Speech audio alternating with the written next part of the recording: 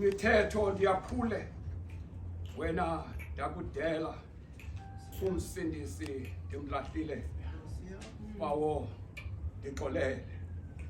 Ndone ngako ukuthetha, ndone nangengcinga, ndone nangemisebenzi, bawo ndixolele. Noko ndifanele ukukubulela, ndone ukukulibala, bawo ndixolele. Ithi ivesi yesithandathu, hayi Nkosi, ngoko izono ezininzi, bawo ndixolele.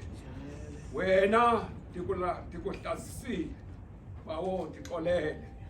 UnguThixo onenceba engazange iphele, ngoko ndiyalila ndithi, bawo ndixolele. Bawo ndingumntwana